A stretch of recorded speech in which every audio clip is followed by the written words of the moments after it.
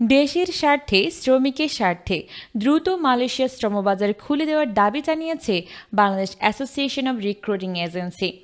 5 মে সোমবার রাজধানীর প্রবাসী কল্যাণ ভবনের সামনে বাইরা সাধারণ সদস্যদের ব্যানারে আয়োজিত এক মানববন্ধন থেকে এই দাবি জানানো হয়। সভায় বক্তারা বলেন, সৌদি আরবের পরই মালয়েশিয়া আমাদের দ্বিতীয় বৃহত্তম শ্রমবাজার।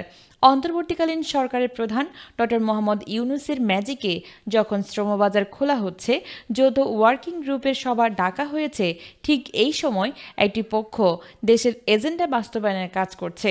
তারা শ্রমবাজারকে ধ্বংস করতে অপতৎপরতা শুরু করেছে। সভায় বক্তারা আরও বলেন, অন্য 13টি সোর্স কান্ট্রি মালয়েশিয়া সরকারের শর্ত মেনে নিয়ে তাদের শ্রমবাজার চালু রাখলেও বাংলাদেশে এক্ষেত্রে পিছিয়ে আছে। ফলে 12 লাখ বাংলাদেশি কর্মীর যে চাহিদা মালয়েশিয়ায় রয়েছে, সেই বাজার বাংলাদেশের হাতছাড়া হওয়ার আশঙ্কা দেখা দিয়েছে। এতে বাংলাদেশ হারাতে পারে প্রায় $5 বিলিয়ন রেমিট্যান্স।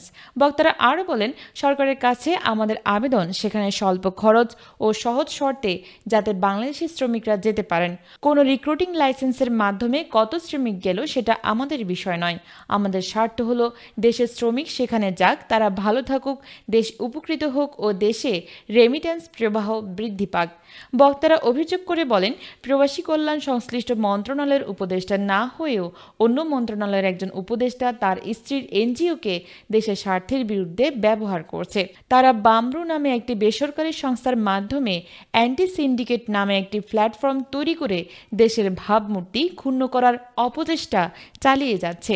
তাদের সঙ্গে যুক্ত হয়েছে বাইরের বহিষ্কৃত নেতা ফ্যাসিস্ট আওয়ামী লীগের দোসর ফখরুল ইসলাম, মোস্তফা মাহমুদ, রিয়াজ আহমেদ সহ কয়েকজন।